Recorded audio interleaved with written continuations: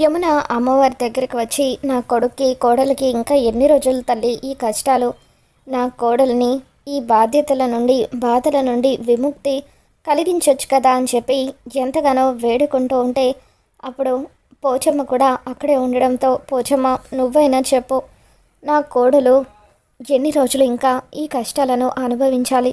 నాకు వాళ్ళ పెళ్లి గురించి నిజం తెలిసినా కూడా బయటకు చెప్పలేని పరిస్థితి.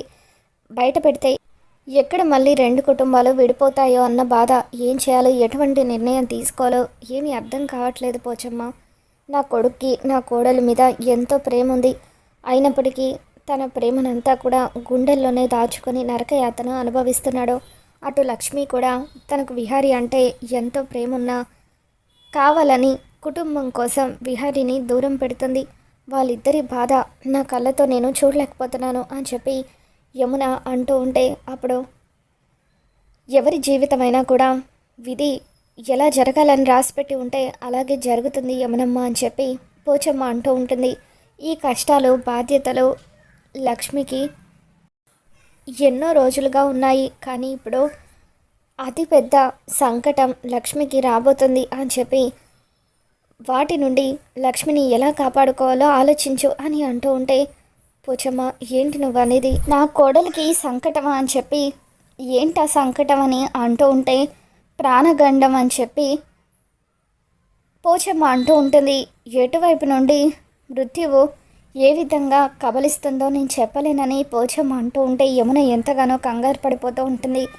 లక్ష్మి మాత్రమే మా ఇంటికి వారసుడిని ఇస్తుందని చెప్పావు కదా పోచమ్మ, మరి ఇప్పుడు ఆ లక్ష్మి ప్రాణగండానికి బలైపోతే మరి నా కుటుంబానికి వారసుని ఇచ్చేది ఎవరు అని చెప్పి యమున అంటూ ఉంటుంది. ఇక దాంతో పోచమ్మ, తెలీదు యమునమ్మ, ఎంత ఆలోచించినా ప్రమాదం ఎటువైపు నుండి ఏ విధంగా రాబోతుందో ఏమీ కూడా అర్థం కావట్లేదు.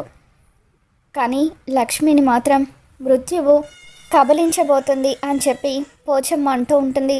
ఇక దాంతో యమున ఎంతగానో కంగారు పడిపోతూ ఉంటుంది. ఇంకొక విషయం కూడా నీతో చెప్పాలి యమునమ్మ. మొన్న సహస్రామ్మ జాతకాన్ని నేను పరిశీలించాను. సహస్రామ్మ జాతకం ప్రకారం తనకు పిల్లలు పుట్టే అవకాశమే లేదు అని చెప్పి అంటూ ఉంటే యమున ఎంతగానో కంగారు పడుతూ ఉంటుంది. నువ్వు చెప్పేది నిజమా పోచమ్మ? సహస్రకు ఎప్పటికీ పిల్లలు పుట్టరా అని అంటూ ఉంటే, అవును యమునమ్మ, మొన్న జరిగిన యాక్సిడెంట్లో సహస్రకు గర్భసంచి తీసేశారు.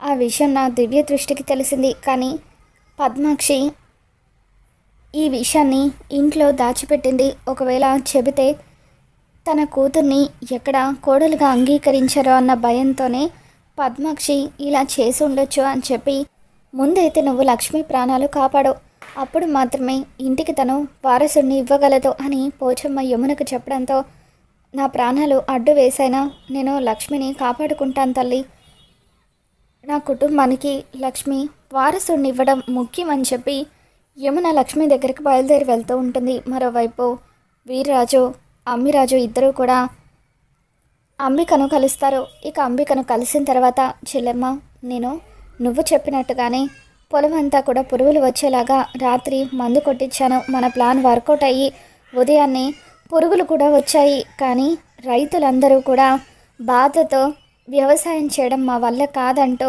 పొలాలు అమ్ముదామని నిర్ణయించుకునేలోగా ఆ లక్ష్మి అక్కడికి వచ్చి మొత్తం కూడా చెడగొట్టేసింది.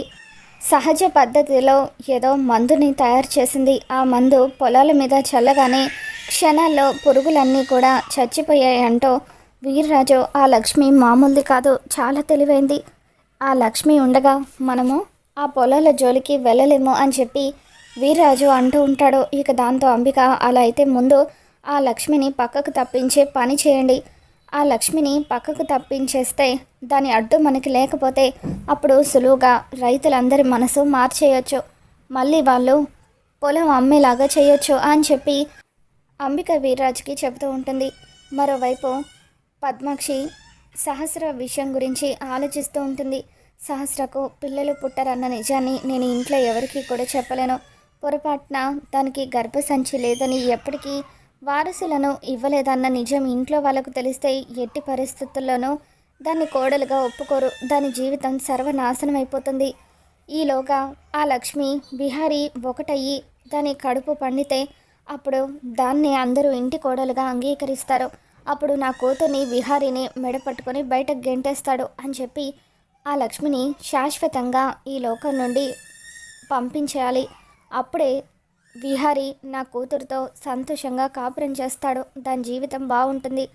ఒక్కసారి వాళ్ళిద్దరిని ఒకటి చేస్తే ఆ తర్వాత అది గర్భం దాల్చినట్టుగా సృష్టించి బిడ్డను తీసుకువచ్చి నా కూతురు కడుపుని ఆ బిడ్డ పుట్టాడని అందరినీ నమ్మించి ఈ ఇంటికి వాడిని వారసుని చేయొచ్చు అని పద్మాక్షి రకరకాల ఆలోచనలు చేస్తూ లక్ష్మిని చంపేయాలని ప్లాన్ చేస్తూ పాములు పట్టే రంగయ్యకు ఫోన్ చేసి పిలుస్తుంది. రంగయ్య, అర్జెంటుగా నువ్వు ఒక చోటికి రావాలి అని రంగయ్యని పిలిచిన తర్వాత ఫోన్లో నీకు చెప్పిందంతా గుర్తుంది కదా అని పద్మాక్షి అంటూ ఉంటుంది. అమ్మ, మీరు చెప్పినట్టుగానే ఒక విష సర్పాన్ని తాచుపాముని తీసుకువచ్చాను. ఇది గనక కాటేస్తే ఆ విషానికి విరుగుడు ఉండదు. ఖచ్చితంగా వాళ్ళు చచ్చిపోవాల్సిందే అని చెప్పి రంగయ్య అంటూ ఉంటాడు. ఇక దాంతో పద్మాక్షి, నువ్వు చెప్పేది నిజమే కదా, నిజంగానే ఈ పాము గరిస్తే ఎవరు కూడా ప్రాణాలతో ఉండరు కదా అని చెప్పి అంటూ ఉంటుంది. ఇక దాంతో అవునమ్మా, మీరు ఎవరినైతే ఈ పాము కాటేయాలనుకుంటున్నారో వాళ్ళ బట్టలు తీసుకొని రండి. అప్పుడు ఆ బట్టల్ని పాముకి వాసన చూపిస్తే పగపట్టిన తాచుపాములాగా ఖచ్చితంగా వాళ్ళను వదలకుండా కాటేస్తుంది అని చెప్పి రంగయ్య అంటూ ఉంటాడు. దాంతో పద్మాక్షి కనక మహాలక్ష్మి చున్నీని రంగయ్య చేతిలో పెడుతుంది. ఇక ఈ బట్టను నా చేతికిచ్చారు కదా, అంతా నేను చూసుకుంటాను. ఇక మీరు ఎవరైతే చచ్చిపోవాలనుకున్నారో వాళ్ళు చావడం ఖాయమని చెప్పి రంగయ్య పద్మాక్షికి చెప్పడంతో అమ్మయ్య, ఇక ఈ రోజుతో ఆ లక్ష్మీ పీడ విరగడైపోయినట్టే. అది చచ్చిపోయిన తర్వాత విహరి కొద్ది రోజులు బాధపడతాడు. సహస్ర నెమ్మదిగా తన ప్రేమతో విహారీని గెలుచుకొని విహారీకి దగ్గరవుతుంది. అప్పుడు వాళ్ళిద్దరూ సంతోషంగా ఉంటారు అని చెప్పి పద్మాక్షి అనుకుంటుంది. రంగయ్య పద్మాక్షి చెప్పినట్టుగానే పాముని లక్ష్మి ఉన్న పొలాల్లోకి వదులుతాడు. అప్పుడు ఆ తాచుపాము లక్ష్మిని కాటేయడం కోసమని చెప్పి వేగంగా పాక్కుంటూ లక్ష్మి దగ్గరికి వస్తూ ఉంటుంది. మరోవైపు యమున ఇప్పుడు లక్ష్మి ఎక్కడుందో ఏంటో, ఆ ప్రాణగండం ఎటువైపు నుండి రాబోతుందో ఏంటో, నా కుటుంబానికి వారసుని ఇస్తున్న లక్ష్మి బాగుండాలి, లక్ష్మి విహారీ ఇద్దరు కూడా కలకాలం సంతోషంగా ఉండాలి. లక్ష్మిని విహారీ ఎంత ప్రాణంగా ప్రేమిస్తున్నాడో నాకు మాత్రమే తెలుసు. అటువంటి లక్ష్మి ఎట్టి పరిస్థితుల్లోనూ విహారీకి దూరం అవ్వకూడదు అని చెప్పి యమున లక్ష్మిని వెతుక్కుంటూ పొలంలోకి వస్తుంది. ఎప్పుడైతే యమున అక్కడికి వస్తుందో అప్పుడే లక్ష్మి వెనకాల ఒక పాము కాటు వేయటానికి సిద్ధంగా ఉంటుంది. అలా పడగ విప్పిన తాచుపామును చూడగానే యమున కంగారు పడిపోతూ ఉంటుంది. విహారీ లక్ష్మి ఇద్దరు కూడా పొలాల విషయం గురించి మాట్లాడుకుంటూ ఉంటారు. అలా వెనుక నుండి లక్ష్మిని కాటేయడానికి పాము రెడీగా ఉండగానే యమున అరవడానికి ప్రయత్నిస్తూ ఉంటుంది. ఒకవేళ అరిస్తే ఆ పాము లక్ష్మిని కాటేస్తుందో ఏంటో.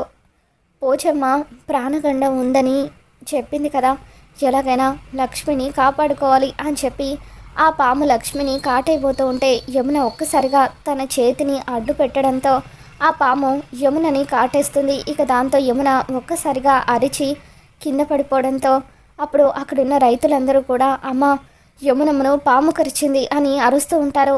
యమున నోటి వెంట నుండి నురుగ వస్తూ ఉంటుంది. దాంతో లక్ష్మీ విహారీ ఇద్దరు కూడా కంగారు పడిపోతూ ఉంటారు. వెంటనే యమునని హాస్పిటల్కి తీసుకుని వెళ్తారు.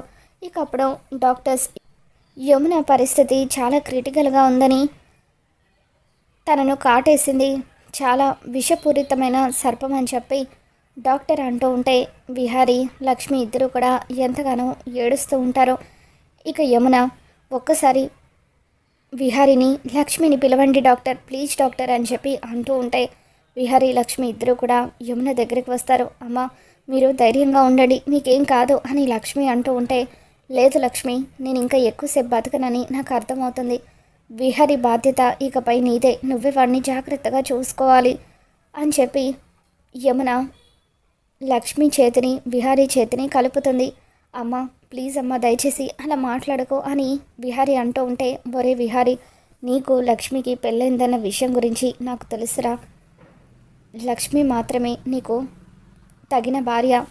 మీరిద్దరూ ఎప్పటికీ కలిసి ఉండాలి. త్వరలోనే మీ ఇద్దరికి పెళ్ళైన విషయాన్ని కూడా ఇంట్లో బయట పెట్టండి. ఎట్టి పరిస్థితుల్లోనూ మీరిద్దరూ కలిసే ఉండాలి. ఒకరికొకరు దూరం కాకూడదు. అమ్మ లక్ష్మి, పరిస్థితులు ఎటువంటివైనా సరే నువ్వు విహారీ చేతిని వదిలిపెట్టద్దు. అలాగే విహారీ, నువ్వు కూడా లక్ష్మి చేతిని విడిచిపెట్టద్దు. ఇక ఇప్పుడు నాకు ఎటువంటి బాధ లేదు. లక్ష్మి కుటుంబానికి వారసులను కూడా ఇస్తుంది. నేను మీ నాన్న దగ్గరకు వెళ్ళిపోతానురా విహారీ అని చెప్పి యమున అంటూ ఉంటే, విహారీ ప్లీజ్ అమ్మా అలా అనొద్దు, నువ్వు మాకు కావాలని చెప్పి ఏడుస్తూ ఉంటాడు. మీరు బయటకు వెళ్ళండి, అర్జెంటుగా ట్రీట్మెంట్ స్టార్ట్ చేయాలి, పేషెంట్ కండిషన్ క్రిటికల్గా ఉంది అని డాక్టర్ అంటూ ఉంటారు. విహారీ లక్ష్మి ఇద్దరు బయటకు రాగానే యమునకి డాక్టర్స్ ట్రీట్మెంట్ చేస్తూ ఉంటారు. మరి రాబోతున్న ఎపిసోడ్లో ఏం జరగబోతుందో మళ్ళీ మన ఛానల్లో తెలుసుకుందాం. ఈ వీడియో మీకు నచ్చినట్లయితే తప్పకుండా లైక్ చేయండి.